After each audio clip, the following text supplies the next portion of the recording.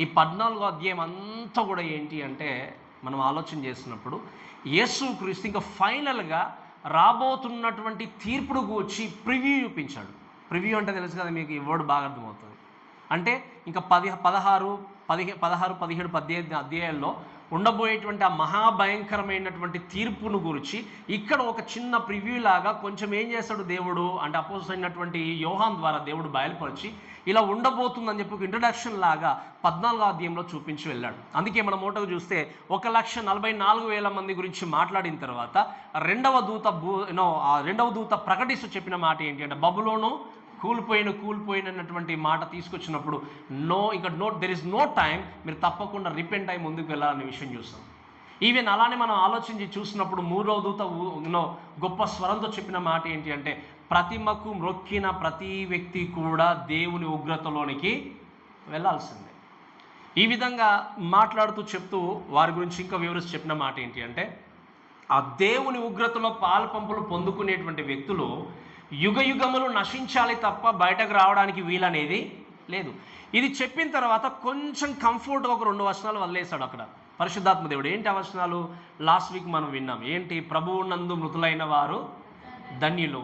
So ఎలా బ్రతకాలి, ఎందుకు ధన్యులుగా ఉండాలి, ఎలా ధన్యులుగా కాగలం అనే విషయాన్ని మనం చూసాం. 2 విషయాల ప్రాముఖ్యంగా ఏంటి అంటే, ఆయన యొక్క ఆజ్ఞలకు లోబడి ఆజ్ఞలు నెరవేర్చు ముందుకెళ్ళాలి. 2 విశ్వాస జీవితాన్ని మనం కాపాడుకుంటూ ముందుకెళ్ళాలనే విషయం చూసాం. ఈ 2 వచనాలు ఇచ్చిన తర్వాత మళ్ళీ దేవుడు స్టార్ట్ చేశాడు.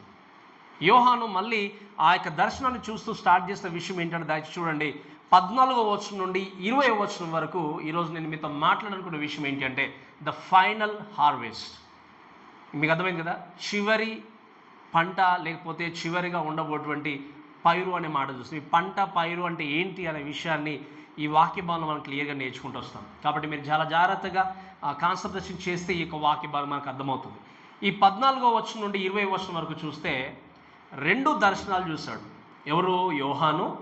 2 దర్శనాలు, రాబోతున్నటువంటి ఉగ్రత, రాబోతున్నటువంటి ఆ యొక్క దేవుని యొక్క ఫైనల్ తీర్పును గురించి 2 దర్శనాలు చూసి వాటిని గురించి కొంచెం వివరిస్తూ ఎలా ఉండబోతుందనే మాటలు తెలియజేస్తూ వచ్చాడు. దేవుని ఉగ్రత గురించి బైబిల్లో ఎన్నో సందర్భంలో రాయబడింది. పాత నిబంధనలో కానీ క్రొత్త నిబంధనలో కానీ క్రీస్తును విశ్వసించకుండా ఉండేటువంటి వ్యక్తి దేవుని ఉగ్రతకు పాత్రుడు అవుతాడనే విషయం రాయబడుతూ వచ్చింది. దేవుని ఉగ్రత అనే మాట చూసినప్పుడు చాలా మట్టుకు నెగ్లిజెన్స్గా నిర్లక్ష్యాన్ని కలిగి ఉండే వాళ్ళు ఉండొచ్చు. కానీ అది ఒకరోజు ఖచ్చితంగా దేవుడు తన ఉగ్రతను తీసుకొని వచ్చినప్పుడు అక్కడి నుండి విడిపించేటువంటి వ్యక్తి ఎవరు లేరు. నేను మీకు లాస్ట్ టైం చెప్పాను, ఈవెన్ యేసుక్రీస్తు కూడా మీకు హెల్ప్ చేయలేడు. ఎందుకు? మీరు బ్రతుకున్నప్పుడే అవకాశము, ఒకవేళ క్రీస్తు రాకముందే అవకాశము, క్రీస్తు వచ్చిన తర్వాత ఎంతగా ఆయన మధ్యాకాశానికి వచ్చిన తర్వాత ప్రభా మమ్మల్ని ప్రేమించి పైకి తీసుకెళ్ళండి అంటే ఎవరు కూడా ఎత్తబడలేరు. ఎందుకు అంటే వారు యేసుక్రీస్తును హృదయపూర్వకంగా విశ్వసించలేరు. కాబట్టి హృదయపూర్వకంగా విశ్వసించినటువంటి వ్యక్తి ఖచ్చితంగా లోకంలో విడిచిపెట్టబడాల్సిందే. సో వీటి గురించి మాట్లాడుతూ 2 దర్శనాలు చూపిస్తూ వెళ్ళాడు. దాంట్లో మనం చూస్తే 14వ వచనం చూసినప్పుడు మీరు చూడండి, మరియు నేను చూడగా ఇదిగో తెల్లని మేఘము కనబడెను, మనుష్య కుమారుని పోలిన ఒకడు ఆ మేఘం మీద ఆసీనుడై ఉండెను. ఆయన శిరస్సు మీద సువర్ణ కిరీటమును, చేతిలో వాడిగల కొడవలి ఉండెను. అప్పుడు మరి ఒక దూత దేవుల నుండి వెడలు వచ్చి, భూమి పైరు పండి ఉన్నది, కోతకాలం వచ్చినది, నీ కొడవలి పెట్టి కోయమని గొప్ప స్వరముతో ఆ మేఘం మీద ఆసీనుడైన వానితో ఏం చేశాడు దేవుని యొక్క దూత చెప్పినట్టుగా చూస్తాం. 2 దర్శనాలు 14వ వచనం నుండి 16వ వచనం వరకు ఆ దర్శనం ఏంటి అని ఆలోచన చేసినప్పుడు దీన్ని మనం గ్రెయిన్ హార్వెస్ట్ అంటాం. అంటే ఏంటి? ఈ పైరు లేకపోతే ధాన్యం కూర్చుని ఈ పంటను కూర్చున్నటువంటి దర్శనం చూశాడు. రెండవది ఏంటి ఆలోచన చేసినప్పుడు గ్రేప్ హార్వెస్ట్ అంటాం. అంటే ఏంటి? ద్రాక్ష తోట లేకపోతే ద్రాక్ష పళ్ళను కూర్చున్నటువంటి దర్శనాన్ని చూశాడు. ఈ 2 గురించి ఎందుకు ఇలా పెట్టాడు, ఎందుకు ఇలా పోల్చబడ్డాయి అన్న మాట చూసినప్పుడు ఇమాజినరీగా, పిక్చరైజేషన్గా ప్రజ్ఞ గ్రంథంలో మనకు ఎన్నో విషయాలు నేర్పిస్తూ వచ్చాడు. ఈ వచ్చిన విషయాల్ని జాగ్రత్తగా మనం వింటూ వాక్యాన్ని అర్థం చేసుకున్నప్పుడు ఆ యొక్క ఫైనల్ జడ్జిమెంట్ అనేది ఎలా ఉండబోతుందనే విషయాన్ని మనం క్లియర్గా నేర్చుకుంటాం. దాంట్లో మీరు చూస్తే మీరు గమనించండి, ఈ గ్రెయిన్ హార్వెస్ట్ లేకపోతే పైరు పంటను గూర్చినటువంటి దర్శనాన్ని ఎవరు చూశారు? యోహాన్ చూశాడు. యోహాన్ చూసినప్పుడు దీంట్లో ఈ యొక్క 2 దర్శనాల్లో 3 విషయాలు నేను ఫాస్ట్గా చెప్తాను, మీరు నేర్చుకోండి. మీరు గమనించాల్సిన విషయం ఏంటంటే ఆ 3 విషయాల్లో the reaper and the ripeness or reaping అంటే ఏంటి, కోసేవాడు, ఆ కోతగా అంటే ఆ పండినటువంటి పంట, తర్వాత దాన్ని ఎవరు కోసినటువంటి విధానం. ఈ 3 విషయాలు మీకు నేర్పిస్తే మీకు క్లియర్గా వాక్యం అర్థమవుతుంది. ఈ 2 దర్శనాల్లో కూడా అదే చూస్తాం.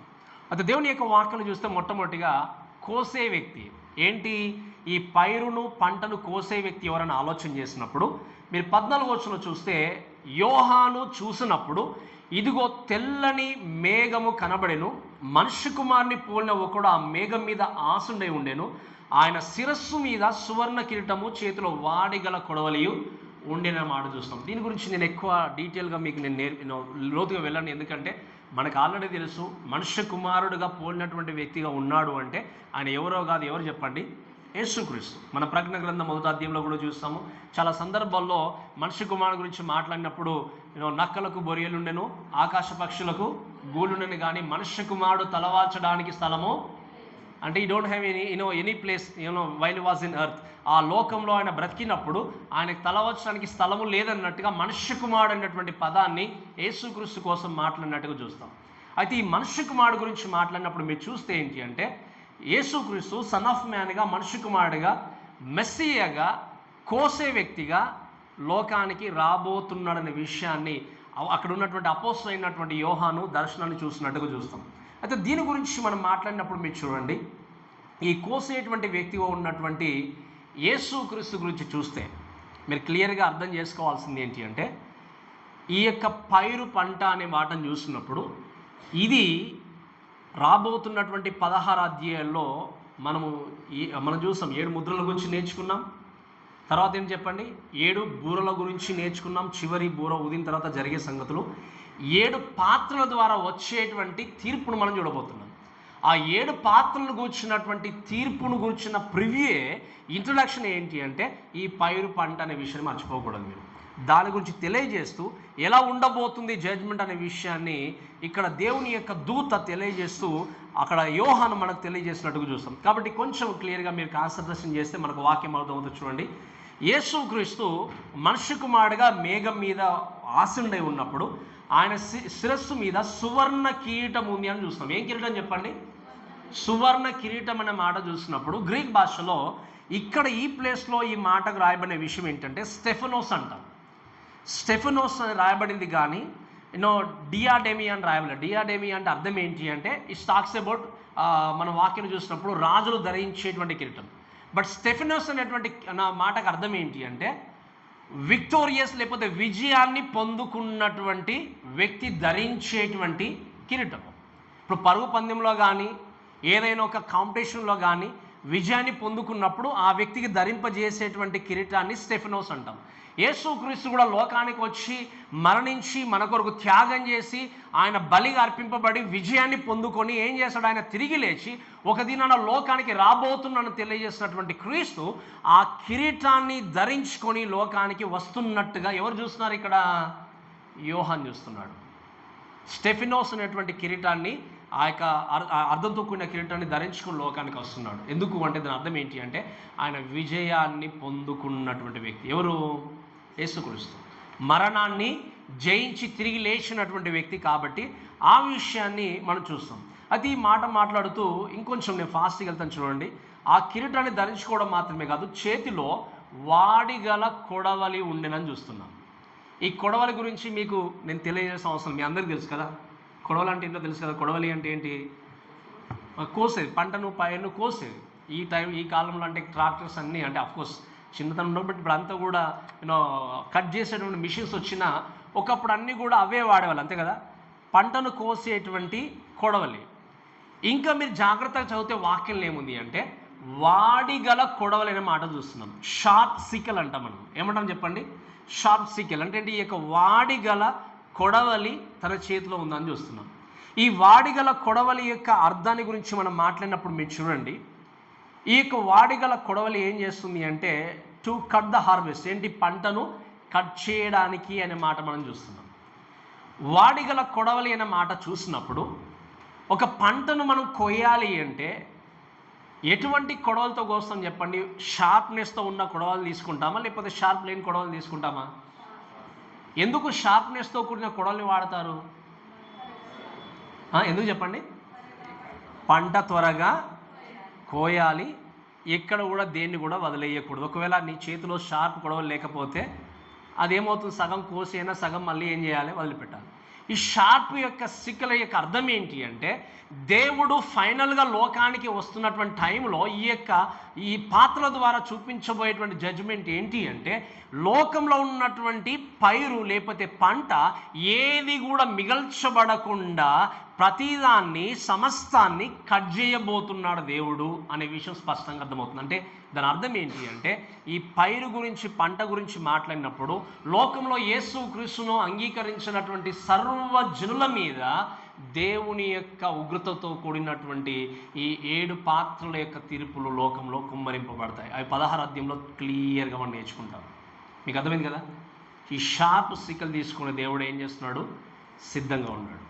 ఈ మాట మనం చూస్తూ దీని గురించి మాట్లాడినప్పుడు వాక్యంలో గమనించేది ఏంటి అంటే, కోస వ్యక్తి ఎవరు చెప్పండి? ఇప్పుడు యేసుక్రీస్తు. దేన్ని కోయబోతున్నాడు అని ఆలోచన చేసినప్పుడు చదవండి దయచేసి 15వ వచనంలో. అప్పుడు మరి యొక్క దూత దేవాలయం నుండి వెడలు వచ్చి, భూమి పైరు పండి ఉన్నది, కోతకాలం వచ్చినది, నీ కొడలు పెట్టి కోయమని గొప్ప స్వరముతో ఆ మేఘం మీద ఆసీనుడై ఉన్న వాడితో చెప్పెను అనే మాట మనం చూస్తున్నాం. ఇక్కడ దేన్ని కోయాలి అంటే పరిపక్వత చెందినటువంటి పంట. దీన్ని కొయ్యాలనుకున్నప్పుడు వాక్యంలో ఏముంది అంటే, మరి యొక్క దూత, 5th ఏంజల్, ఇది ఓకే, అర్థమవుతుంది కదా? మరి యొక్క దూత ఈ అధ్యాయంలో మరి యొక్క దూత దేవాలయం నుండి, అంటే భూమి మీద ఉన్న దేవాలయం కాదు, పరలోకంలో ఉన్నటువంటి దేవాలయం నుండి వచ్చి యేసుక్రీస్తుకు జ్ఞాపకం చేస్తుంది ఏంటి అంటే, ఈ యొక్క భూమి పైరు పండి ఉన్నది, కోతకాలం వచ్చినది, కాబట్టి మీరు కోయాలి అని చెప్పేసి గొప్ప స్వరముతో మేఘం మీద ఆశుడు ఉన్నటువంటి యేసుక్రీస్తుతో ఈ మాట మనం చెప్పినట్టుగా చూస్తాం. అంటే యేసుక్రీస్తుకు తెలియదా సమయం వచ్చిన విషయం? తెలియదా అంటే తెలుసు. కానీ తండ్రి అయినటువంటి దేవుని యొక్క అధికారంతో ఆ గొప్ప స్వరంతో యేసుక్రీస్తు యొక్క దూత మరొక్కసారి విన్నవించుకున్నట్టుగా దేవుని యొక్క వాక్యంలో చూస్తాం. గొప్ప వాయిస్తో తెలియజేశాడు అంటే, గొప్ప స్వరం అనే మాట మనం చూసినప్పుడు మీరు గమనించండి. లౌడ్ వాయిస్ అంటే ఏంటంటే టాక్స్ అబౌట్ అర్జెన్సీ. అంటే ఏంటి అర్థము?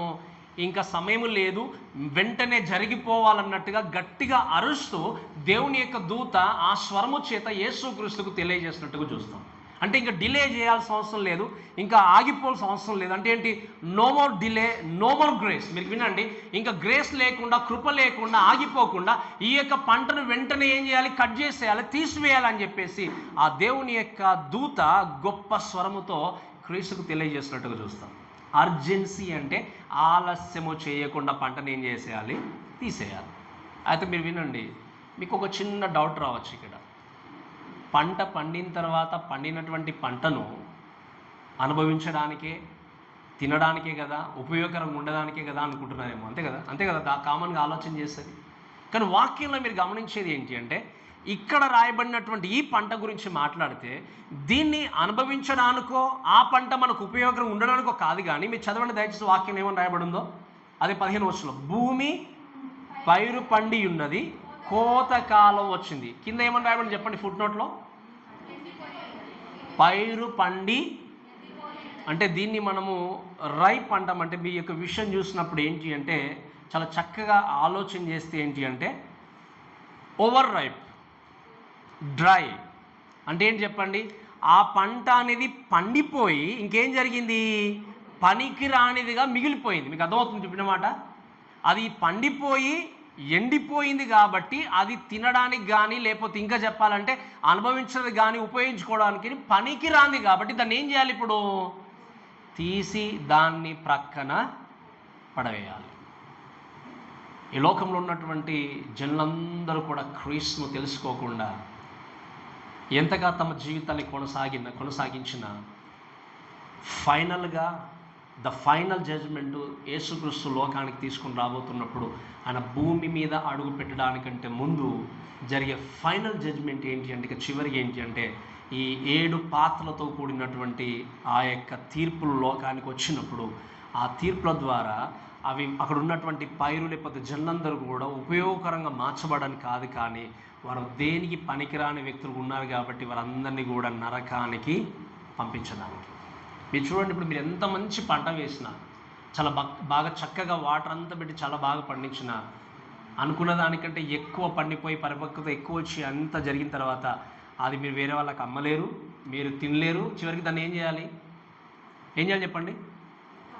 ఇంకా భూమి వెంటనే ఇంకొక పంట ఇవ్వాలంటే ఉన్న ప్లేస్లో దాన్ని ఏం చేస్తారు చెప్పండి? తగలబెట్టేస్తారు. ఇంకా చెప్పాలంటే తీసేస్తారు. ఇక్కడ ఉన్నటువంటి పంట కూడా అదే. అందుకే దేవుడు ఏం చేస్తాడు? వాడి గల కొడవలు తీసుకొచ్చి ఏం చెబుతున్నాడు చెప్పండి? కట్ చేయడానికి సిద్ధంగా ఉన్నాడు. కాబట్టి మీరు గమనించాల్సిన విషయం ఏంటంటే, no use at all through ఈ యొక్క హార్వెస్ట్ గురించి చూసినప్పుడు ఉపయోగకరంగా లేనిది. ఈరోజు ఈ మాటలు వింటే ఒక్కసారి జీవితాన్ని పరీక్షించుకోవాల్సింది ఏంటి అంటే, ఈ లోకంలో ఉన్నటువంటి ప్రతి మానవుని, నేను చాలాసార్లు చెప్పాను, ప్రతి మానవుని దేవుడు ఒక ప్రత్యేకమైన ఉద్దేశంతో క్రియేట్ చేసి లోకానికి పంపించాడు. ఎవరిని కూడా యాక్సిడెంటల్గా మీరు వెళ్ళి బ్రతికిపోండి, కొన్ని రోజులు జీవించేసి రండి నా దగ్గరికి అని దేవుడు చెప్పలేదు. నేను చాలాసార్లు చెప్పాను, మీకు జ్ఞానం ఉన్నా జ్ఞానం లేకపోయినా, చదువున్నా చదువు లేకపోయినా, ఏ స్థితిలో ఉన్నా కూడా మిమ్మల్ని అందరినీ దేవుడు ప్రేమించి మీ పక్షాన ఆయన నిలబడి ఒక ప్రత్యేకమైన ఉద్దేశంతో దేవుడు ఏం చేశాడు? మిమ్మల్ని క్రియేట్ చేశాడు. ఆయన ఎక్స్పెక్ట్ చేసేది ఏంటి? ఆయన ప్రేమించాలని, ఆయన ఆజ్ఞలు పాటించాలని, ఆయన మహిమ కొరకు జీవించాలని చెప్పి దేవుడు ఏం చేస్తున్నాడు? ఎదురు చూస్తున్నాడు. అంటే ఏంటి? Is expecting something from us. Is waiting waiting waiting waiting. అందుకే వాక్యం అందరూ రక్షింపబడాలని ఆయన ఆలస్యము చేసిన వాక్యం మనం చూస్తున్నాం. కానీ ఆ టైం అయిపోయిన తర్వాత God is not going to expect anything from you. మీ కొరకు ఎదురు చూసినంతకాలం మిమ్మల్ని నుండి దేవుడు ఏం చేస్తున్నాడు? కోరుకుంటుంటారు ప్రేమించాలని, ఆయన మహిమ కొరకు జీవించాలని, మారుమనసు పొందాలని. కానీ సమయం అయిపోయిన తర్వాత మీరు ప్రభువా అని పరిగెత్తుకుంటూ వచ్చిన దేవుడు అంటాడు, నో మోర్ ఛాన్స్. అందుకే ఇక్కడ వాక్యం ఏముంది? అర్జెన్సీగా ప్రకటించమన్నప్పుడు నో డిలే. బికాజ్ ఏమైపోయింది? ఓవర్ రైప్ అయిన తర్వాత మీరు గమనించాల్సింది ఏంటంటే, నో యూజ్. దేనికి పనికిరాని వ్యక్తులుగా మిగిలిపోయినప్పుడు వారి డెస్టినేషన్ ఏంటంటే, దేవుడు అంటాడు, ఇంకా మీరు నాకు పనికొచ్చే వ్యక్తులు లేరు, నా కుమారులు కాదు కాబట్టి తీసుకెళ్ళి వాళ్ళని ఏం చేయాలి? నరకంలో పంపించేసేయాలి. This going to be final judgement. చివరి అంతిమంగా జరగబోయేటువంటి తీర్పు. అందుకే ఎప్పుడైనా దేవుళ్ళ ఉదయకాల సముదాయం గమనించండి. శ్రమల కాలం ఎప్పుడు స్టార్ట్ అవుతుందో తెలుసా మీకు? ఎప్పుడు ప్రారంభమవుతుంది? శ్రమల కాలం ఎప్పుడు ప్రారంభమవుతుంది చెప్పండి? ఎప్పుడు? అంత్యదినంలోనే ఉన్నాం కదా, మనందరం కూడా అంత్యదినాల్లోనే ఉన్నాం. శ్రమల కాలం ఎప్పుడు ప్రారంభమవుతుంది తెలుసా తెలియదా మీకు? రైట్, అంగులు చెప్పినట్టు ఏంటంటే, ఆయన ఇప్పుడే ఈ క్షణాన్ని మధ్య ఆకాశానికి వస్తే శ్రమల దినాలు లోకంలో ప్రారంభము అవడమే. అది రేపైనా కావచ్చు, ఎల్లుండైనా కావచ్చు. ఇప్పుడు చెప్పండి, ఎంత దూరంలో ఉన్నామంటారు మనం? అంతే కదా, చాలా దూరం అనుకున్నాం కదా ఇప్పటివరకు మనం. శ్రమకాలం అంటే ఎక్కడో ఉందిలే ఏదనుకున్నాం. ఎంత దూరంలో ఉన్నాం చెప్పండి? ఆయన మధ్య ఆకాశానికి వస్తే ఎత్తబడమేమో. నీకు తెలుసుగా చాలాసార్లు చెప్పాను, ఆయన మధ్య ఆకాశానికి వస్తే మనం ఏం చేయబడతాము? ఎత్తబడతాం. మరి మిగిలిపోయిన జనులందరూ ఎక్కడ ఉండాలి? ఇంకా శ్రమల కాలంలో కొనసాగాల్సిందే. శ్రమల కాలంలో కొనసాగే వ్యక్తి మనం అన్నీ నేర్చుకుంటూ వచ్చాం. అవకాశాలు ఇస్తూ వస్తాడు. 1,44,000 మంది ప్రకటించారు, 2 సాక్షులు ప్రకటించారు, ఎంతోమంది దేవుని చేత ఏర్పరచబడే వ్యక్తులు ప్రకటించారు. అయినా మారు మనసు పొందకపోతే ఇక దేవుడు అన్నాడు ఏంటి అంటే, there will be no more choice and no more chance. అవకాశంలు కోరుకోవడానికి అవకాశం లేదు, కనీసం దేవుడు ఇవ్వడానికి కూడా అవకాశం లేదు. చివరికి ఏంటి చెప్పండి?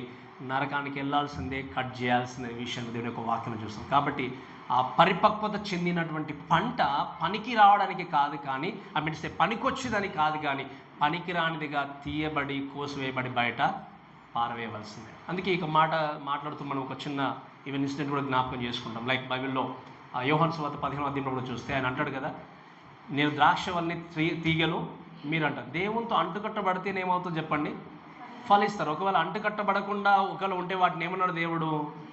తీసి పారవేయండి, పారవేసి వాటిని తగలబెట్టేయండి, కాల్చివేసేయండి అన్నాడు. No more use. వాటితో ఉపయోగం అనేది మీరు చెప్పండి. మనుషులు ఈరోజు నీ ద్వారా ఉపయోగం లేదు అన్న ఓకే, కానీ దేవుడే నీ ద్వారా ఉపయోగం లేదు అంటే అర్థం ఏంటి అంటే, you are obligated to go to hell. నీ యొక్క డెస్టినేషన్ డిసైడ్ చేయబడింది ఎక్కడికి అంటే నరకానికి. ఇంకా నీ ద్వారా దేవుడికి అవసరం లేదు అంటే అర్థం ఏంటంటే దేవుడు నరకాన్ని పంపేయడం. ఇంకా నేను ఆ అవకాశం ఆ పరిస్థితి రాకముందే చేయాల్సింది ఏంటి అంటే దేవుని పిలుపుని గుర్తిరిగి చక్కగా జీవితాన్ని కొనసాగించడం. ఇంకొక మాట చూడండి, అదే 16వ వచనం చూడండి దయచేసి. మేఘం మీద ఆశనిన్నవాడు తన కొడవలి భూమి మీద వేయగా భూమి పైరు కోయబడును. సో ఇక్కడ ఏం జరిగింది? ద రీపింగ్, కోసేవాడు పరిపక్వత చెందినటువంటి పంట, ఆ పంట చేతికి వచ్చినటువంటి పంట. చివరి మూడవది ఏంటంటే ఇంకా కోసేయడం. ఈ కోయడం గురించి మాట్లాడినప్పుడు చూడండి, the sickle over the earth and the earth was reaped. ఇక్కడ చూస్తే ఇస్ డన్, ఇంకా నో మోర్ ఛాన్స్. నేను చెప్పినట్టు ఇంకా అవకాశం లేకుండా ఏమైపోయింది, వాటిని కట్ చేయడం మొదలుపెట్టాడు. అందుకే ఆ టైంలోనే జరిగేది ఏంటి అంటే యేసుక్రీస్తు అంటాడు, దేవుని యొక్క వాక్యం మనం చూస్తాం కదా, మత్తయి సువార్త 25వ అధ్యాయంలో. ఒకసారి చదవండి దయచేసి, 25వ అధ్యాయం 40వ వచనం చదవండి. 40వ వచనం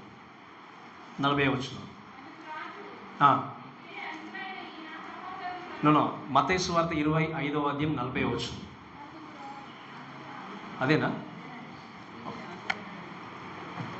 ఒకసారి చూద్దాం. మత్తయి సువార్త 25వ అధ్యాయము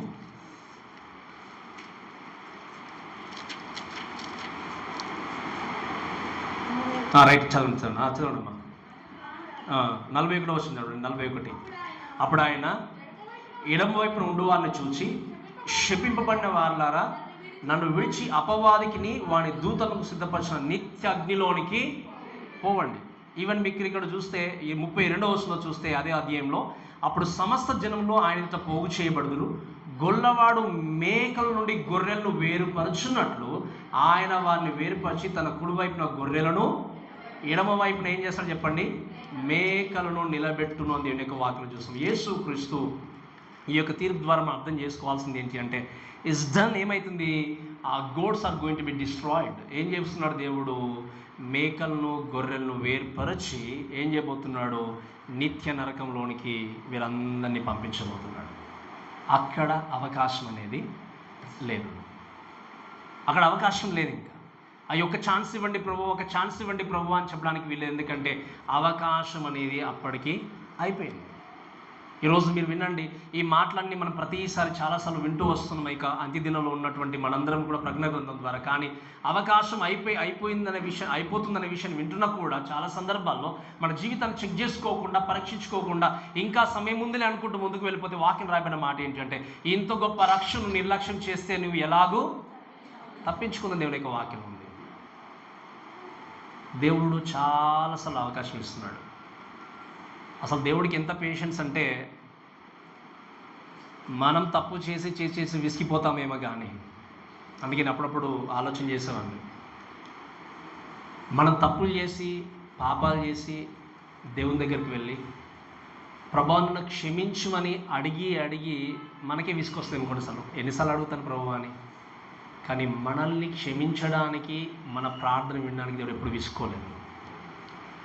ఇప్పుడు చెప్పండి, ఎవరు నిజంగా గొప్ప వ్యక్తిగా మన జీవితంలో కార్యం జరిగిస్తున్నారు? తప్పు చేసిన మనము కొన్నిసార్లు ఎన్నిసార్లు ఒప్పుకోవాలి ఈ పాపాన్ని? ఎందుకు నా జీవితంలో పాపం పోవట్లేదు అని మీరు పోరాడుతున్నటువంటి పాపం కైండ్ ఆఫ్ క్రియలు మీ జీవితంలో ఉండొచ్చు. అవును ప్రభు, ఎన్నోసార్లు నేను ప్రార్థన చేస్తాను కానీ ఇది నా జీవితం నుండి తొలగిపోవట్లేదు, ఈ విధంగా బ్రతకాలనుకుంటున్నాను, నా మాట తీరులో కానీ నా బిహేవియర్లో కానీ ఈ విధంగా ఉండకూడదని చెప్పి అనుకుంటున్నాను, కానీ పదే పడిపోతున్నా అని చెప్పేసి ఎన్నోసార్లు దేవుని దగ్గర రిక్వెస్ట్ చేయొచ్చు, విసిగిపోవచ్చు. కానీ దేవుడు క్షమించడానికి ఎప్పుడు విసిగిపోయేవాడు కాదు. Has lot of patience. ఎంతో ఆయన ఏం చేశాడు, ఆయన దీనికి ఏంటి వాక్యంలో చూస్తే మనం ఏంటి సమాధానాన్ని, ఆ శాంతమును కలిగిన వ్యక్తి. కానీ ఈ శాంతము, ఈ యొక్క సహనము ఒకరోజు ఉండదు. ఎప్పుడు చెప్పండి? క్రీస్తు లోకానికి వచ్చినప్పుడు. అయ్యో మీరు ఇంత సహనంతో ఉండే దేవుడో కదా ప్రభా, ఇంత ప్రేమించే దేవుడో కదా, ఇంత క్షమించే దేవుడో కదా అని మీరు వేడుకున్నా, లేకపోతే క్రీస్తుని అంగీకరించిన వారు మొరపెట్టుకున్నా ఆయన సహనానికి పాత్రలు కారు. ఎందుకంటే ఆ సహనానికి అక్కడ అంతం అనేది వచ్చేసింది. It's over, it's done, no more chance. కాబట్టి ఈ విషయాన్ని గుర్తుపెట్టుకుంటూ ఆలోచన చేయాల్సింది ఏంటి అంటే పైరు చేతికొచ్చింది కోసేసి పడవేయబడడానికే కాదు, ఉపయోగకరంగా తీసుకెళ్ళి పరలోకంలో ఉంచడానికి మాత్రము కాదు. ఇది ఆయన మొట్టమొదటిగా చూసినటువంటి దర్శనము. రెండవ అధ్యాయం గురించి నాట్ ఓన్లీ ఏంటి చెప్పండి, ఈ యొక్క గ్రెయిన్ హార్వెస్ట్ మాత్రమే కాదు, సెకండ్ దర్శనం చూసింది ఏంటంటే గ్రేప్ హార్వెస్ట్. ఆయన రెండవ దర్శనాన్ని కూడా చూశాడు. ఎవరు చెప్పండి? యోహాను రెండవ దర్శనం చూశాడు. రెండవ దర్శనం కూడా ఏంటి అంటే మీరు చూడండి 17వ వచనంలో, ఇంకొక దూత పరలోకమందున్న ఆలయం నుండి వెడలు వచ్చెను, ఇతని యొద్దకు వాడిగల ఏంటట, ఈ దేవుని యొక్క దూత దగ్గర కూడా ఏముంది, వాడిగల కొడవలి ఉండెను. మరి యొక్క దూత బలిపీఠ నుండి వెడలు వచ్చెను, ఇతడు అగ్ని మీద అధికారం నొందినవాడు, ఇతడు వాడి అయిన కొడవలి గలవాన్ని గొప్ప స్వరముతో పిలిచి ఏం చేశాడు, భూమి మీద ఉన్న ద్రాక్ష పండ్లు పరిపక్వమైనవి, వాడి అయినా నీ కొడలు పెట్టి దాని గెలలు కోయమని చెప్పాను. ఈ మాట కూడా మీరు చాలా జాగ్రత్తగా వినండి. ఆ యొక్క పైరు పంట గురించి ఆ యొక్క దర్శనాన్ని చూస్తాము. ఎవరు కోస్తున్నారు, ఏ విధంగా పంట ఉంది, కోసిన తర్వాత ఏం జరిగిందనే విషయం చూస్తూ వచ్చాం. దాని గురించి ఇంకా డీటెయిల్గా మనం 16వ అధ్యాయంలో చూస్తాం. తర్వాత రెండవ దర్శనం ఏంటి అంటే ద్రాక్ష గెలలు గూర్చినటువంటి దర్శనం. వీటి గురించి ఇమాజిన్గా పోల్చి చూస్తున్నప్పుడు మనం మీకా మనకు తెలియజేస్తాడు. ఈవెన్ యెషయా గ్రంథంలో కూడా మనం చూస్తాం. ఈ యొక్క విషయాలు మనకు కొత్తవేం కాదు, వాక్యం చదువుకున్నప్పుడు. ఇక్కడ కూడా ఈ యొక్క విషయం చూస్తే ఇంకొక దూత కూడా పరలోకమందు ఉన్నటువంటి ఆలయం నుండి బయటకు వచ్చిన తర్వాత మీరు చూస్తే వినండి, ఇక్కడ కూడా 3 విషయాలు మళ్ళీ, కోసే వ్యక్తి, ఉన్నటువంటి పంట, తర్వాత కోయబడినటువంటి విధానం. ఈ 3 విషయాలు కూడా అర్థం చేసుకుంటే మనకు క్లారిటీ వస్తుంది. ఇక్కడ చూడండి, ద ఫస్ట్ రీపర్ గురించి మాట్లాడినప్పుడు another Angel came from the temple, ఇంకొక దూత పరలోకమందున్నటువంటి దేవాలయం నుండి వచ్చినట్టుగా చూస్తాం. దేవుని యొక్క దూతలు మీరు గమనించండి, మనం దేవుని యొక్క వాక్యంలో చూస్తే దేవుని యొక్క దూతలు మనల్ని సంరక్షించడానికే కాదు, మనల్ని ప్రొటెక్ట్ చేసుకోవడానికే కాదు, భద్రతనివ్వడానికి మాత్రమే కాదు. ఇంకా మీరు గమనించండి, కొన్ని దేవుని యొక్క దూతలు అంటే కొంతమంది దేవుని యొక్క దూతలు తీర్పు తీర్చడానికి కూడా దేవుడు వాడుకొని పోతున్నాడు. అమ్మాయిని చూస్తున్నారు కదా మీరు అందరూ కూడా, రైట్. మిఖాయేలు మిఖాయేలు ఉన్నాడు, దేవుని దూత. ఏం చేస్తాడు మిఖాయేలు? దేవుని పక్షాన్ని నిలబడి యుద్ధాన్ని జరిగించేవాడు. మన 12వ అధ్యాయంలో చూస్తాం, ఆకాశం ముందు మిఖాయేలుకి సాతానికి యుద్ధం జరిగింది. జరిగిన తర్వాత ఎవరు ఓడిపోయారు చెప్పండి? సాతాను ఓడిపోయి త్రోయబడ్డాడు. కాబట్టి ఇప్పుడు మనం చదువుతున్నటువంటి ఈ యొక్క అధ్యాయంలో చూసినప్పుడు సాతానికి మళ్ళీ పరలోకం వెళ్ళడానికి అధికారం లేదు. అధికారం ఏమైపోయింది? కోల్పోయాడు. కాబట్టి మిగిలినటువంటి ఇంకా 3.5 సంవత్సరాలు ఎలాగైనా మనుషులు శోధించాలి అని, కష్టపెట్టాలని, దేవుడు దూరం చేయాలని పరిగెడుతూ ఉన్నాడు. ఇంకొక విషయం ఏంటి అంటే సాతానుకు తెలుసు తన యొక్క అంతిమ డెస్టినేషన్ ఎక్కడో కూడా. తెలిసి ఉండి కూడా ఏం చేస్తున్నాడు? పరిగెడుతున్నాడు. ప్రజల్ని ఎలాగైనా బ్యాక్ తీసుకొని రావాలి, నాకు టైం ఎక్కువ లేదు అని. టైం లేదని చెప్పేసి సాతాను అంత పరిగెడుతూ ఉంటే మనకు కూడా టైం లేదని దేవుడు తెలియజేస్తున్నాడు. నీ మరణం ఎప్పుడుందో నీకు తెలియదని దేవుడు అంటున్నాడు. మరి సాతాను అంత యాక్టివ్గా పనిచేస్తుంటే క్రీస్తుని అంగీకరించిన వ్యక్తులుగా ఎందుకు యాక్టివ్గా పనిచేయలేకపోతున్నాం? అందుకని మొట్టమొదటి జ్ఞాపకం చేస్తాను, దేవుణ్ణి ఆరాధించడంలో ఆసక్తి లేదు, వాక్యాన్ని వినడంలో ఆసక్తి లేదు, ప్రభువుకు మన జీవితాన్ని అర్పించుకోవడంలో ఆసక్తి లేదు, పరిచర్య చేయడంలో ఆసక్తి లేదు, ప్రార్థించడంలో ఆసక్తి లేదు. ఈ ఆసక్తి లేకుండా ఎప్పుడు ఇంకా ఆసక్తి కలిగి ఉండేది వాక్యం. అందుకు ఒక మాట ఉంది, ఇది ఎప్పుడు జ్ఞాపకం వస్తుంటుంది నాకు. చనిపోయిన వ్యక్తి సమాధిలో చేయబడిన తర్వాత క్లియర్గా ఒక మాట ఏముంది అంటే, ప్రేతలు లేచి నిన్ను అంటే స్తుతిస్తాయి. చెప్పండి, చనిపోయిన వ్యక్తి లేచి మాట్లాడలేడు, స్తుతించలేడు, దేవుణ్ణి ఆరాధించలేడు. దేవుడు ఈరోజు నీకు ఆయుష్నిచ్చి నడిపిస్తున్నాడు అంటే అర్థం ఏంటి అంటే ఆయన మహిమ కొరకు నువ్వు జీవించాలి అని, ఆయన మహిమ కొరకు నీవు బ్రతకాలి అని చెప్పి. కాబట్టి ఇక్కడ ఇంకొక దేవుని యొక్క దూత టెంపుల్ నుండి బయటకు వచ్చిన తర్వాత దేవుని యొక్క ఏజెంట్గా పనిచేస్తూ ముందుకు వెళ్తున్నప్పుడు మీరు గమనిస్తే ఈ దూత బయటకు వచ్చినప్పుడు ఆ దూత చేతిలో కూడా ఏముందని చెప్పండి? వాడిగల కొడవలి. నేను ముందుగానే చెప్పాను కదా, మీ వాడిగల కొడవలి అంటే అర్థం ఏంటి? ఇంకా కోస్తున్నటువంటి పంట మధ్యలో ఆగిపోకూడదు, అంటే ఏమి మిగలకుండా మొత్తం కూడా తీసేయాలి. మీకు అర్థమైంది కదా, ఏమి మిగలకుండా మొత్తం కూడా తీసేయాలి.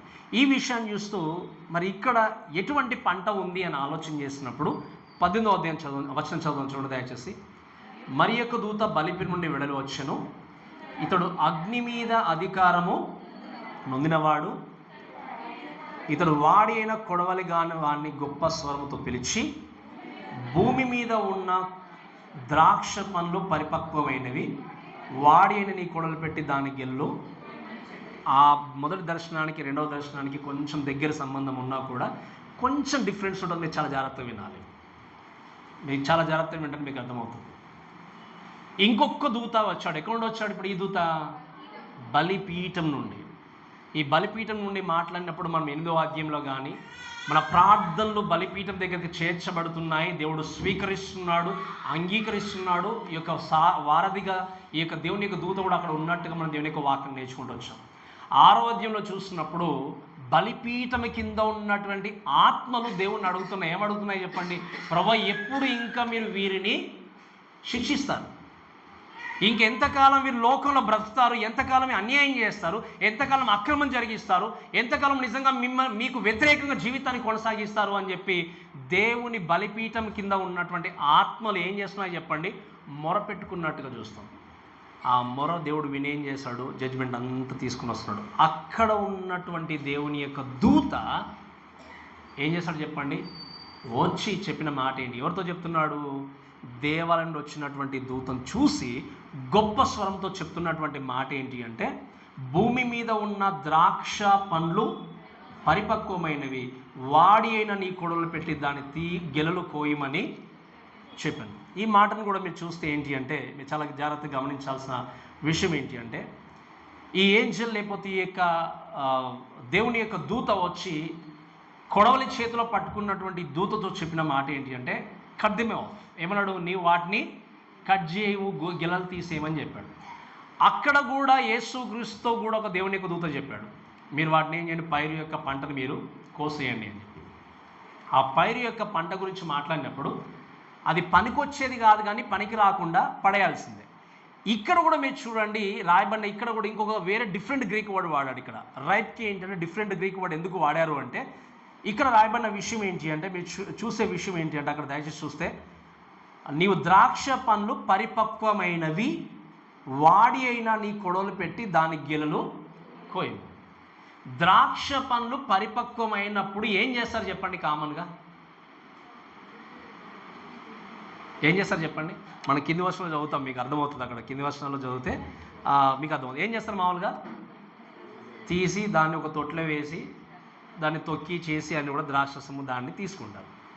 ఇక్కడ రాయబడినటువంటి దీని గురించి మాట్లాడినప్పుడు ఏంటంటే, ఈ గ్రేప్స్ కూడా లేకపోతే ఈ యొక్క ద్రాక్ష పళ్ళు కూడా ఏంటి అంటే, ఇక్కడ ఉన్నటువంటి ఈ యొక్క ద్రాక్ష పండ్లు కూడా పరిపక్వత అంటే ఇవి కూడా ఫుల్లీగా లేకపోతే ఓవర్ రైప్ అయిపోయి, ఇంకా చెప్పాలంటే జ్యూస్తో, అంటే ఆ యొక్క జ్యూస్ అనేది ఎక్కువగా పరిపక్వతలోనికి వచ్చిన తర్వాత ఇది ఉద్దేశించి దేవుడు చెప్పిన మాట ఏంటి అంటే, ఈ యొక్క 7 పాత్రలతో కూడినటువంటి జడ్జ్మెంట్ వచ్చిన తర్వాత అక్కడ కూడా వెళ్తూ నశిస్తూ దేవుని యొక్క చిత్తాన్ని ఎరగనటువంటి వ్యక్తులు పనిష్మెంట్ గుండా వెళ్తూ ముందుకు సాగినప్పుడు ఈ యొక్క దర్శనం గురించి మాట్లాడినప్పుడు ఇది ఏంటంటే పర్టికులర్ టాక్స్ అబౌట్ ఆర్మగెద్దోన్ వార్. అంటే ఏంటి? ఆర్మగెద్దోన్ యుద్ధం అనేది చివరిగా జరగబోతుంది. దాన్ని మనం ఇంకా క్లియర్గా వాక్యం నేర్చుకుంటాం. ఈ ఆర్మగెద్దోన్ యుద్ధం ఏంటి అంటే, యేసుక్రీస్తు భూమి మీద కాలు మోపే టైంలో ప్రారంభమవుతుంది. మొదట మనం చూస్తున్న దర్శనం ఏమి ఇంకా రాకముందే జరిగేటువంటి తీర్పు, అది ఉగ్రత. ఇది ఏంటి అంటే, యేసుక్రీస్తు లోకంలోనికి రాగానే జరిగేటువంటి అంతిమ తీర్పు, అంతిమ యుద్ధం. అదేంటి అంటే అక్కడ శ్రమల కాలానికి చివరి యుద్ధం ఏంటి అంటే ఆర్మగెద్దోన్ వార్ అంటారు. ఈ వార్ గురించి మాట్లాడినప్పుడు, యుద్ధం గురించి మాట్లాడినప్పుడు ఈ ద్రాక్ష గెలలు పరిపక్వత చెందాయంటే అర్థం ఏంటి అంటే, ఎక్కువగా నిజంగా అవి ఏంటి పక్వానికి వచ్చే అర్థం ఏంటి అంటే, ఆ లోకంలో ఉన్నటువంటి జనుల యొక్క వికెడ్నెస్ అనేది ఏమైపోయింది అంటే, అక్కడ వికెడ్నెస్ గురించి మాట్లాడితే ఇప్పుడు పరిపక్వత చెందడం చూసాం. చెందాల్సిన దానికంటే ఎక్కువ చెందితే ఏం చేస్తాం? వెంటనే దాన్ని తీసేయడం జరుగుతుంది. ఈ వికెట్నెస్ కూడా, ప్రజల యొక్క చెడుతనం కూడా వాళ్ళు అనుభవిస్తూ దాన్ని చెప్పాలంటే వాడి చెడుతనం అనేది ఓవర్ఫ్లో అయిపోతుందని చెప్పాడు దేవుడు. ఏమన్నాడు చెప్పండి? చెడుతనం అనేది ఏమైపోయింది? ఓవర్ఫ్లో అయిపోయింది. ఇప్పుడు ఏం చేయాలి? దాన్ని తొక్కి తీసివేసి పడవేయడానికి యేసుక్రీస్తు లోకానికి రాబోతున్నాడు. ఈ లోకంలో చెడుతనాన్ని కొనసాగించేవారు, దేవుని ప్రేమించకుండా జీవించేవారు, యేసుక్రీస్తు యొక్క రక్షణను నిర్లక్ష్యపరిచిన వారు, వాడి చెడుతనం అంతా ఎక్కువ అయిపోయి ఓవర్ఫ్లో అయిపోయినప్పుడు ఆ చెడుతనాన్ని ఇంకా మీరు గమనించండి, ఓవర్ఫ్లో అయితే ఏం చేస్తాం? మనం ఒక వాటర్ కానీ ఏదైనా ఏం చేస్తాం? వెంటనే ఆపేసి దాన్ని తీసేస్తాం. ఓవర్ఫ్లో అయిందంటే అర్థం ఏంటంటే దాన్ని మరలా తీసుకెళ్ళి సిద్ధం చేసి దాన్ని మళ్ళీ ఒక మామూలు స్థితిలోకి తీసుకురావడానికి ప్రయత్నం చేయకుండా దీని అర్థం ఏంటి అంటే దాన్ని ఇంకా తీసేసి ఫైనల్గా నరకానికి తోసివేయాల్సిందే, పడేయాల్సింది, ఇంకా వేరే అవకాశం అనేది లేదు. ఈ మాటలు వింటూ మనం చక్కగా అర్థం చేసుకోవాల్సిన సత్యం ఏంటి అంటే దేవుడు ఇన్ని అవకాశాలు ఇచ్చినప్పుడు సద్వినియోగం చేసుకోకుండా దేవుడు ధిక్కరించినటువంటి ఈ వ్యక్తులు దేవుడు లోకానికి రాగానే ఆ యొక్క ద్రాక్ష గెలలు పరిపక్వమైనప్పుడు, ఆ వికెడ్నెస్ ఎక్కువైపోయినప్పుడు ఏం చేస్తున్నాడు దేవుడు, ఇక చాలు, షార్ప్ సికల్తో దాన్ని ఏం చేయండి, తీసేయండి పూర్తిగా అని చెప్పి ఇంకొక దూత మరొక దూతతో సెలవిస్తున్నాడు. ఎందుకంటే దేవుని ఏజెంట్స్గా దేవుని యొక్క దూతలు తీర్పులో వాడబడబోతున్నారు. ఈ విషయం మనం మర్చిపోకూడదు. అందుకే అది ఓవర్ఫ్లో అయిపోయినప్పుడు దాన్ని తీసేయడానికి సిద్ధంగా ఉన్నప్పుడు మీరు గమనించిన దేవుడు నాడు ఇంకా నేను దాన్ని తొలగించబోతున్నానని దేవుడు చెప్పాడు. ఈ యొక్క మాటను మనం చూస్తూ దయచేసి అర్థం చేసుకుంటూ వెళ్ళాల్సింది ఏంటి అంటే ఈ వికెడ్నెస్ గురించి మాట్లాడినప్పుడు బైబిల్లో కూడా ఈ లోకంలోనికి దేవుడు ఒకానొక సందర్భంలో ఒక గొప్ప పనిష్మెంట్ లోకానికి తీసుకొని వచ్చాడు. ఏ పనిష్మెంటో తెలుసా మీకు? ప్రజలందరిపై ఒక పెద్ద పనిష్మెంట్ తీసుకొని వచ్చాడు. 6వ అధ్యాయంలో ఆదికాండంలో ఏంటి చెప్పండి? జలప్రలయం. జలప్రలయం రావడానికి ప్రాముఖ్యమైన రీజన్ ఏంటి చెప్పండి?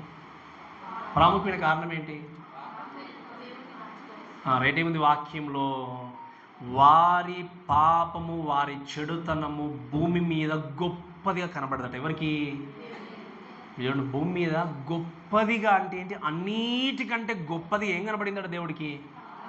వారి చెడుతనం. అప్పుడు దేవుడు ఏం చేస్తాడు? వెంటనే నో మోర్ డిలే. వెంటనే ఏం చేస్తాడు? ఎవరిని పిలిచాడు చెప్పండి? నోవాను పిలిచాడు. నీవు నీ ఇంటి వారు నేను చెప్పిన విధంగా నువ్వు చేసి ఈ షిప్ను ఓడను ప్రిపేర్ చేసుకుంటే నీవు బ్రతుకుతారని చెప్పినప్పుడు ఆల్మోస్ట్ ఎంత చెప్పండి? 100 years బిల్డ్ చేశారు. ఎన్ని సంవత్సరాలు చెప్పండి? 100 సంవత్సరాలు ఓడను బిల్డ్ చేశారు. 120 సంవత్సరాలు నాకు చెప్తూనే ఉన్నాడు, గెట్ ఇన్ సైడ్ రండి రండి రండి అని చెప్పి. ఈ 120 సంవత్సరాలు ప్రకటించిన ఈ 8 మంది తప్ప ఎవరు కూడా ఓడలోనికి ప్రవేశించినటువంటి వ్యక్తుల యొక్క జీవితాలు ఏమైపోయాయో మనకు తెలుసు. అవునా కదా? మీకు అర్థమైందా? చెడుతనం ఏమైపోయింది చెప్పండి? ఓవర్ఫ్లో అయిపోయింది. అవకాశం లేదు. దేవుడు చేస్తాడు, దేవుడే డోర్ క్లోజ్ చేసినట్టుగా చూస్తాం వాక్యంలో. మళ్ళీ ఓపెన్ చేయడానికి ఒకవేళ నోవహు ప్రయత్నం చేసినా ఓపెన్ కదా, ఎందుకు? దాన్ని ఎవరు క్లోజ్ చేశారు? దేవుడు క్లోజ్ చేశాడు. ఈరోజు దేవుడు కూడా పరలోక రాజ్యానికి డోర్ను క్లోజ్ చేయడానికి సమయం సిద్ధమవుతుంది. If you shut down the door, nobody able to open the door. ఎవరికి అర్హత లేదు, ఎవరికి అధికారం కూడా లేదు. డే ఆఫ్ పెంటెకోస్ట్ రోజు ఓపెన్ అయింది డోర్. పరలోక రాజ్యానికి వెళ్ళడానికి సువార్త ప్రకటించబడింది అపోస్తలుడైనటువంటి పేతురు ద్వారా. ఒకరోజు రాబోతుంది, యేసుక్రీస్తు లోకానికి వచ్చినప్పుడు ఆ డోర్ క్లోజ్ అయిపోతుంది. ఆ డోర్లోనికి వెళ్ళి ఎంత ప్రయత్నం చేసినా, ఎంత మొరపెట్టుకున్నా నరకంలో ఏడవలసిందే కానీ బయటకు రావడానికి అవకాశము లేదు. అందుకే వాక్యం ఏమిటి? అక్కడ ఏడుపును పండుగొరట్లయు. ఏడుపును అంటే అర్థం ఏంటి? నేను చెప్పాను మీకు లాస్ట్ టైం.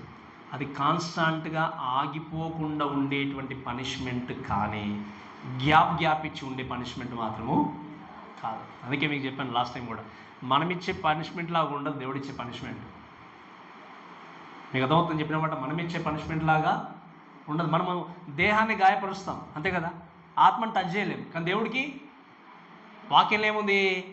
దేహముతో పాటు ఆత్మను కూడా నశింపజేయ శక్తి గల దేవుడికి మీరు ఏం చేయండి? లోపడి ఉండండి, భయపడండి అని దేవుని యొక్క వాక్యం చూస్తాం. మీకు అర్థమవుతుంది కదా? ఆత్మను ఏంటి? దేవుడు దేహాన్ని గాయపరచగలడు. ఆత్మను ఎవరు ముట్టలేకపోయినా దేవుడు ఆత్మను కూడా నశింపజేయగలడు. He has authority. ఎందుకంటే ఈ క్రియేటెడ్ ద సోల్. దేవుడే కదా ఆత్మను క్రియేట్ చేస్తుంది. క్రియేట్ చేసిన వ్యక్తికి నశింపజేయడం తెలియదా? కాబట్టి మనం ఇచ్చే పనిష్మెంట్ లాంటిది కాదు, కానీ దేవుడు ఇచ్చే పనిష్మెంట్ బహుభయంకరంగా ఉండబోతుంది. సో ఇంకా చివరిగా ఈ వచనాలు చదివి మనం ముందుకు వెళ్దాం. చూడండి దయచేసి 20 వచనంలో చూస్తే, అక్కడ 19 వచనంలో చూస్తే, కాగా ఆ దూత తన కొడవలి భూమి మీద వేసి భూమి మీద ఉన్న ద్రాక్ష పనులను కోసి దేవుని కోపమైన ద్రాక్షల పెద్ద తొట్టిలో ఏం చేశాడు? వేసెను. మీరు చూడండి ఇక్కడ పరిపక్వమైంది, లాస్ట్ రీపింగ్ అంటాం, అంటే కోయడం. ఏం చేశాడు అక్కడ? ఈ కోయడం గురించి మాట్లాడినప్పుడు ఏంటంటే the all enemies of God who survived in seven bowls కావచ్చు, లేకపోతే ఇంకా లోకంలో దేవుని కొరకు బ్రతకకుండా దేవునికి వ్యతిరేకంగా జీవించిన ప్రతి ఒక్కరు కూడా ఏమవుతారు చెప్పండి? కోయబడి లేకపోతే కట్ చేయబడి దేవుని కోపమను ద్రాక్షల పెద్ద తోటలు ఏం చేస్తారని చెప్పండి? వేయబడ్డారని దేవుని యొక్క వాక్యం చూస్తున్నాం. అంటే ఫలించబడినటువంటి ద్రాక్షలను ఏం చేస్తారు మీకు తెలుసు కదా. ఆ కాలంలో మనం కూడా చూడలేదు, ఎక్కడో చూసుండొచ్చు అంతే పిక్చర్స్లో. 2 తొట్టిలు ఉంటాయి కదా. ఒక తొట్టిలో ఏం చేస్తారు చెప్పండి? ఫస్ట్ ద్రాక్ష పళ్ళని వేసేసి దాన్ని తొక్కుతూ ఉంటే ఏమవుతుందో చెప్పండి? కింద ఉన్నటువంటి తొట్టిలోనికి వస్తూ ఉంటుంది. ఈ ద్రాక్షలను ఎలాగైతే తొక్కేసి నిజంగా వేరు చేస్తారో ఆ విధంగా దేవుడు ఏం చేయబోతున్నాడు చెప్పండి? వీళ్ళందరినీ దేవుని ఉగ్రత అనేటువంటి తొట్టి, ఎటువంటిదంటే అది దేవుని కోపంలో వారిని వేసి ఏం చేయబోతున్నాడు దేవుడు? తొక్కేయబోతున్నాడు. తొక్కేస్తే వచ్చేది ఏంటో తెలుసా? జ్యూస్ కాదు, రక్తమే. అంతే కదా, ఏమని చెప్పండి? జ్యూస్ కాదు, రక్తమే. అదే వాక్యం రాయబడింది కూడా. మీరు చదవండి వాక్యం ఏముందో. ఆ ద్రాక్షల తొట్టిలో పట్టణంలోకి వెలుపడ త్రొక్కబడేను, 100 కోసుల దూరము గుర్రంలో కళ్ళెం మట్టుకు ద్రాక్ష తొట్టి నుండి రక్తము ప్రవహించాను. ఇక్కడ నిజంగా ద్రాక్ష పళ్ళు ఉన్నాయని దేవుడు చెప్పట్లే. ఈ ఇమాజినరీగా మనకు చూపిస్తున్నాడు. ఏంటి అంటే ఆ రోజు యేసుక్రీస్తు లోకానికి వచ్చినప్పుడు ఏ మానవుడు విడిచిపెట్టబడకుండా, అంటే క్రీస్తును అంగీకరింపనటువంటి ఏ మానవుడు విడిచిపెట్టబడకుండా వారు దేవుని ఉగ్రతలో త్రొక్కువేయబడతారు. అందుకే 100 కోసల దూరం అంటే దాదాపుగా ఇది మనం ఆలోచన చేస్తే ఆల్మోస్ట్ లైక్ ఏంటి అంటే 290 కిలోమీటర్స్. అంటే ఎంత చెప్పండి? 290 కిలోమీటర్లు అంటే దాదాపుగా విజయవాడ కంటే దూరం, అంతే కదా. ఇంత అంటే ఆ యెరూషలేం ప్రాంతం చూసినప్పుడు యెరూషలేం ప్రాంతం అంతా కూడా ఏంటి అంటే వ్యాలీస్తో ఉన్నటువంటి ప్రాంతం. ఇంకో కొన్ని కామెంటరీస్లో చెప్పినటువంటి విషయం ఏంటంటే షాకింగ్ అనిపించింది నాకు నేను చదువుతున్నప్పుడు. ఏంటంటే గుర్రముల కళ్ళెం మట్టుకు ద్రాక్షల తొట్టి నుండి రక్తము ప్రవహించిన దేవుని యొక్క వాక్యం చూస్తాం. అంటే ఏంటి? మేబీ ఇమాజినరీగా కావచ్చు, మనకు తెలియదు. కానీ ఆల్మోస్ట్ గొర్రెల యొక్క కళ్ళాల వరకు, అంటే కళ్ళెం వరకు కూడా అంత ఎత్తు వరకు రక్తం ప్రవహిస్తూ వెళ్ళిపోతుంది. ఎప్పుడు చెప్పండి?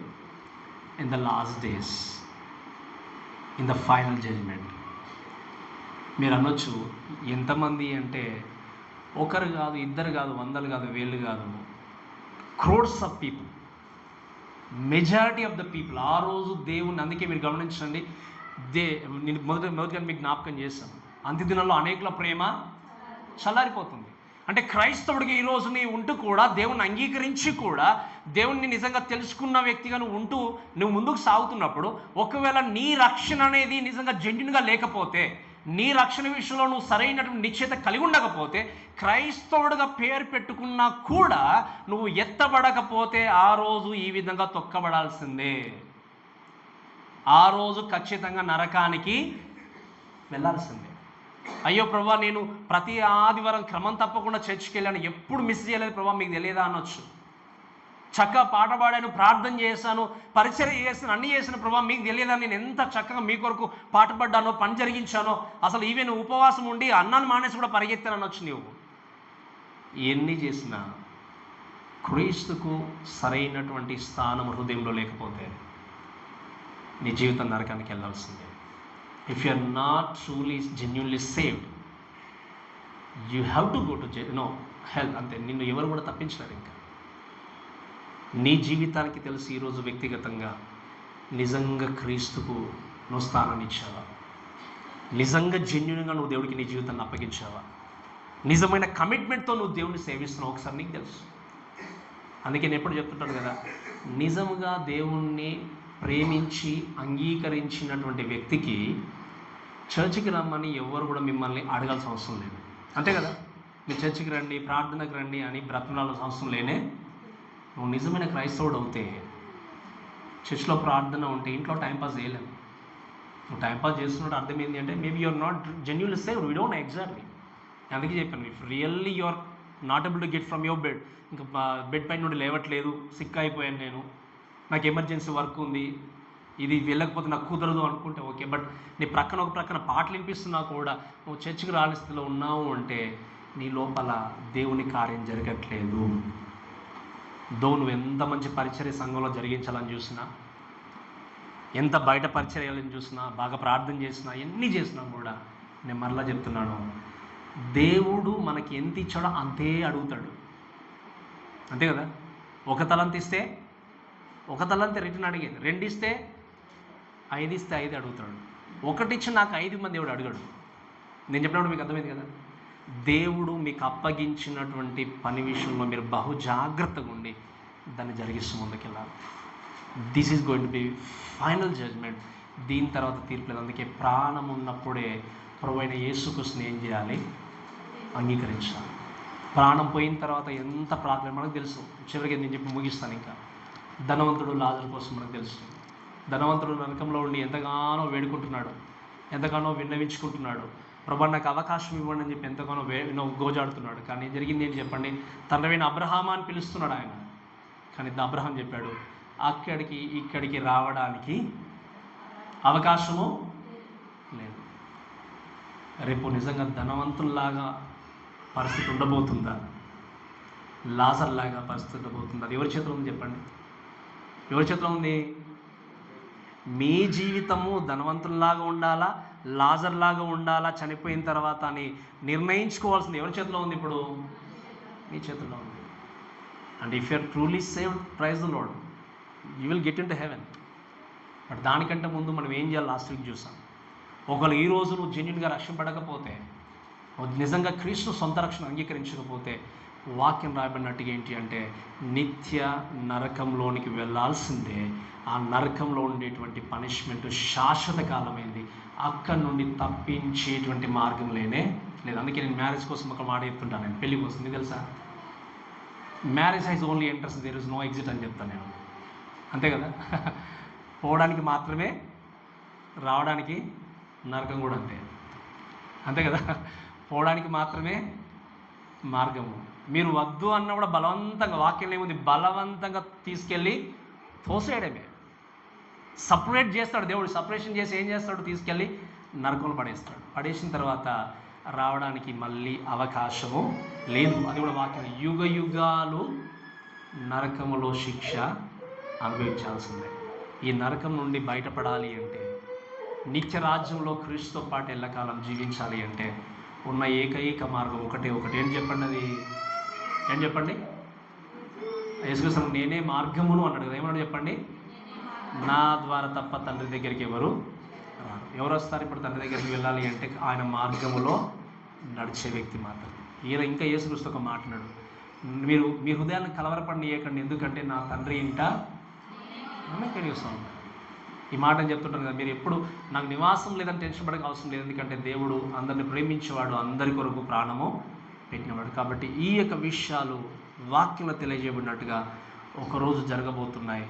క్రీస్తును అంగీకరించిన వ్యక్తి పరలోకానికి, క్రీస్తును అంగీకరించినటువంటి వ్యక్తి నరకానికి వెళ్ళాల్సిందే. కాబట్టి ఈ విషయాలు జ్ఞాపకం చేసుకుంటూ, ఒకసారి హృదయాన్ని పరీక్షించుకుంటూ, నీ జీవితం ఏ విధంగా ఉంది ఈరోజు? నిజంగా క్రీస్తుకు సరైనటువంటి చోటును కల్పించి, నీ పరిచర్యలో, నీ ప్రార్థనలో, నీ భక్తి జీవితంలో, నీ ఆరాధనలో నిజంగా పరిశుద్ధతను, పవిత్రతను కలిగి నువ్వు జీవిస్తున్నావా లేదా? ఒకవేళ నేను ప్రతి వారం వింటాను ఈ వాక్య భావాలు, విన్న తర్వాత అందుకే కొన్నిసార్లు నాకు ఆశ్చర్యం వేస్తుంది. ఇక్కడ విని నెక్స్ట్ మూమెంట్లో వాళ్ళు మాట్లాడే పద్ధతి చూస్తే ఇప్పటి వారికి వీళ్ళకి నేను వాక్యం చెప్పింది అనిపిస్తుంది కొన్నిసార్లు నాకు. ప్రతిసారి ఎంత మంచి వాక్య భాగాలు బోధింపబడినా హృదయంలోనికి దాన్ని అంగీకరించకపోతే, స్వీకరించకపోతే, nobody can save you. Even Christ also is not going to save you at the end. ఈ మాట గుర్తుపెట్టుకొని ప్రార్థన సిద్ధపడుతూ ముందుకు వెళ్దాం. కాబట్టి ఈ మాటలు మన దేవుడు దీవించి ఆశీర్వదించును గాక. ఆమేన్.